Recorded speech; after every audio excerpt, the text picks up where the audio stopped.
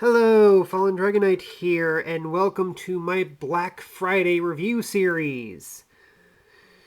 Yeah, you're probably wondering why I'm doing a Black Friday review series. Well, as you know, I've normally done a 12 reviews of Christmas thing, but let's face it, the holidays are going to be even more stressful this time of year, so it's going to be hard to get all 12 reviews in. Not to mention the fact that who's to say we're all going to be alive by then, because after all, we are currently in a pandemic. Who's to say it's not going to mutate to a zombie virus? So, I figured instead of stretching out 12 reviews over 12 days during December, might as well just try to fit as many reviews I can into a single day and hope I actually get these uploaded in time. Anyway, first off, we are taking a look at the Back to the Future Transformers crossover Gigawatt. You can already see he's a pretty nice looking Transformer. But before we even look at the figure, we need to take a look at the package. Yes, just like Ectotron, this is stylized in that vintage Transformers 80s packaging with Back to the Future right there. You can kind of see that my box did get bent. Thanks a lot, GameStop. The back of the box, Back to the Future 35th anniversary. That's of course all new. But other than the Back to the Future stuff, it is all the vintage Transformer stuff, including the tech specs on the back. Even the vintage 80s Hasbro logo, like before. On this side, however, you can see the DeLorean being brought out of the trailer like it was in the first movie. And this is actually an interesting feature of the box itself, because as you can see, the box on this end actually opens up like so. Like if you're actually taking it out of the trailer, you can just slide the insert out. It actually makes it very easy to take the figure out of the packaging and then putting it back in. So, yeah, before I continue, there is one other thing I want to show. And that is, of course, the instructions. Yeah, unlike Ectotron, this is very stylized to the vintage Transformers instructions. Albeit, I don't think the original vintage instructions were this big, but it is a nice little feature that they actually made the instructions look vintage too. So, let's actually take a look at Gigawatt. And as many people have pointed out, this is a remold of Siege Sideswipe. But you can barely tell. It is actually modeled after the DeLorean. It even has all of the proper details and even the out-of-time license plate. Oh, wait, up here. Sorry, it's kind of hard to see where it is on camera. Yeah, but it has the original movie license plate. Has all of the mechanical details on the back, all painted in. And I do have to touch on that license plate because, as you may be aware, there was a limited run of these at Walmart on their online store. They were each individually numbered. The license plate would have been numbered instead of having the original, authentic, back to out of time license plate. The problem with that was that they sold out in 30 seconds by scalpers using bots to buy up all the stock, and they got scalped on eBay for like $700, $800. And Hasbro actually had to go online and say, yes, we are releasing a standard release, so do not worry. And most people wanted the standard release anyway because of the more authentic license plate. Yeah, but that still is a pretty sore spot that people couldn't get them right away. And considering that the next crossover they're releasing based on the X-Men Blackbird, which I wouldn't mind getting because it has all the vintage Toy Biz packaging instead of the vintage Transformers packaging, but being a Target exclusive, Target's also had that issue with scalpers buying up all the stock, so is probably not going to be out in 2021, or at least through Target right away. We're probably going to have to wait for another general release, which is probably not going to have the vintage Toy Biz packaging. So enough about my rant. Let's actually take a look at some of the features. Well, it's not how easy to show up on camera, but the actual texture of the DeLorean itself is actually made to feel like brushed metal, which is, of course, what the original DeLorean was made out of, stainless steel, which had that brushed metal feel. Except for these two sections right here on the top, where, of course, you can see where the gull wings are. And they're a little hard to pop out, but this is actually a transformation joint that was on Sideswipe, but it is shown as a feature in a lot of the promotional pictures that it does have gull wing doors, although all that's in there are just the robot bits. There's also another feature this has, and that is, of course, much like the second movie, the wheels fold in. Now then, you might notice there's two hinges here, and you're trying to fold out the first hinge, but these right here fold out like so. Yes, you can see the robot mode head there, but we'll talk about that when we actually get to robot mode. And as you can see, he is now in his hover mode, just like the second movie. But of course, how is he being powered? Well, that's where we get to the accessories. And unfortunately, folding these out from the hover position is pretty difficult. Not impossible, but more difficult than it is. You can see we have the lightning rod from the first Back to the Future movie. See, there's a peg here. That's for robot mode, and there's a peg here. And a hole right there. All you have to do is just plug that in like so, and you can catch the lightning. But, of course, that's not terribly sustainable. We also have a little Mr. Fusion from the second movie. And it plugs into this hole right here, and this is an issue I've heard a lot of people talk about, is that when this thing's plugged in, it's not terribly secure. I mean, it holds in fine. It feels like it's holding in, but it's very easy to knock it off. It's not holding in tight enough. Some people say that it needs to be thickened up on the peg there, but I think it's more the fact that the peg might be too tight. Or it could be the peg's not going in deep enough to actually get a good grip on the back. But yeah, there's the Mr. Fusion. We're just going to take that off for now. And then we're going to talk about the third accessory, which is, of course, the robot mode gun. I think this is a remold of a siege weapon. I don't recall which one. Some say it's Optimus Prime's gun, but I'm not sure. It's a little short on the barrel. But you can store this in vehicle mode. You can see there's a peg there. I mean, there's a hole there. There's the handle. It just plugs in like so. And it doesn't interfere with the wheels, so you don't have to worry about it.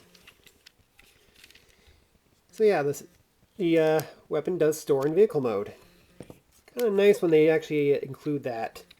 So now let's actually get to transformation. And first things first, we're going to have to fold these back up into their hover mode. And you have to fold these sections in later. But yeah, this section right here is meant for transformation, but these hinges here are not intended for transformation at all. So they just added them in just to give that extra effect. So next we're going to unfold these. Fold out the legs. We also got to separate them. Oh, wait. I forgot. Yeah, I forgot. The doors actually lock in the legs. I forgot you're supposed to fold these out first. So yeah, now we can fold out the legs. As you can see, these panels right here have to be folded inward and they pop out the feet. Fold those in. And then we rotate. And now we, oh, doors went back in. Fold these arms out all the way. And I almost forgot there's these little panels here we have to fold in like so. And like so. They tab into place. We fold this down. And then while we do that, we pop this panel right here. This is another really hard part of the transformation because it is really tight fitting. And it also collides with the robot mode head. So you got to be careful to get the angle right. And then before we fold it in the rest of the way, we fold in the wheels all the way. Fold that up till it clicks into, well, it doesn't click into place. It feels like it should, but it doesn't click into place. Fold the arms out like so. And there's a slot and there's a tab inside the wheel. So it just tabs into place. Okay, this is kind of hard to do on camera, so I gotta look. Okay, so yeah, tabs into place like so. And there we have Gigawatt in his robot mode. Yeah, his chest is kind of bulky, but then again, it's because it has to be very square, whereas Sideswipe was a more curved torso, so because of the car mode. So the more blocky DeLorean design does make his chest look a little wide on him. And then as you can see, right there on his chest he has the flux capacitor, and right underneath it are the 3 dates from the movie series. Kind of hard to read on camera though, but we have October 26, 1985, we have October 21st, 2015, and we have November 12th, 1955, which are the dates from the first 2 movies.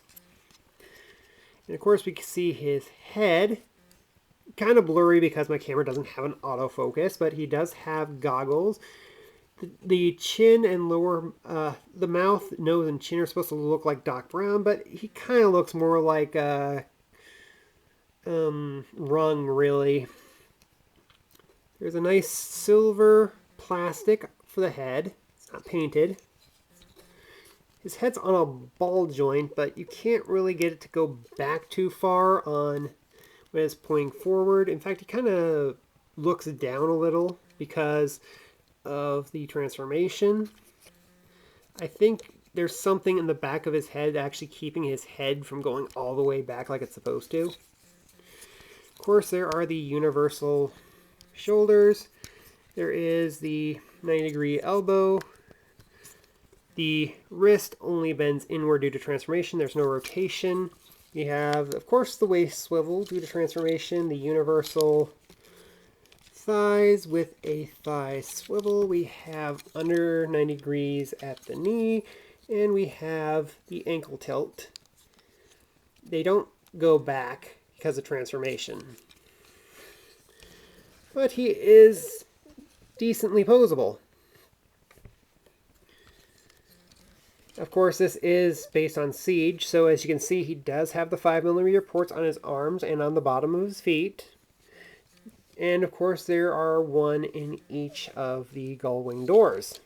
So you can use weaponizers on him. You can use battle masters. So he is compatible with the Siege accessories. And speaking of accessories, we have, of course, the lightning rod, which, let's get him into his box pose. So we just tab that into his arm like so. So now he's looking at his timer. And of course, we take his gun, and then we have the Mr. Fusion. Now then, the instructions in the box art show him with Mr. Fusion plugged into the back like so. And it is a nice secure fit on there, but there is one problem with this, and that is the peg doesn't go in far enough. As you can see, it's just barely in there because Mr. Fusion does not let him get it in there all the way. He does hold it, but it's not really secure. But there is the alternate spot right there on top of the gun. And it almost seems like it was deliberately done, and you can also see there's a flat edge on this end, and it's supposed to go in like this, because if you try to, wait, yeah, if you try to go it in like, yeah, that's how it's supposed to go, the flat end going front. Because if you try to go back, you're not going to get enough clearance. And speaking of, with Mr. Fusion on the top of the gun instead of the back, he now actually holds it a little bit more secure. The peg actually goes in a lot farther. That being said, I've heard a lot of people say they would rather have the Mr. Fusion on the bottom like a gun magazine, which I think definitely would have been a better choice. But he's a pretty nicely detailed figure. Even has little flux capacitors molded into his kneecaps. And of course, we have to bring out his partner, Ectotron. You can kind of see, yeah, this guy is pretty big. But then again, this is a $40 figure, and this is a $30 figure, so you can see the difference. And of course, yeah, that is that Generation Select upcharge we're talking about here, because he is just a deluxe class figure. But he is well painted, he is nicely sculpted, and the packaging is really nice and would be something that collectors will want to hang on to. And of course, the way it's designed, you can actually just take him out of the packaging and then put him back in like there's nothing wrong with him. So anyway, that is my review of Gigawatt. Should you get him? Let's face it, this is a spectacular figure if you're a fan of Back to the Future or Transformers, or, let's face it, probably a lot of people are both. So yeah, if you can justify getting it at the price, currently it's only available at GameStop, but other retailers will be getting it in June. I mean, not June, January. Sorry, I got my J months mixed up. But yeah, a lot of retailers aren't going to get it till January, but you can get him at GameStop now. It's kind of hit or miss if you're going to get damaged packaging, though, because mine was bent. I've seen other people get it, and theirs weren't bent, so it's probably just who was packaging it at the time. So anyway, I am looking forward to seeing what else they're going to do, because Expanse definitely looks really good, and it does look like a resculpt of Studio Series Jetfire. But we shall see if they come up with anything else after that, too, because let's face it, what other vehicles do you want to see them make Transformers of that are quite, well, let's not go to, like, making characters that turn into, like they did with Marvel or Star Wars, where the vehicles turned into the characters. We're talking about making original characters out of iconic vehicles. Like, I've seen people ask about for Knight Rider before, and that would be interesting to see if they can pull that off. But for now, enough with the rambling. That's my review, and I got more to record, so I shall see you next video. Let's get going.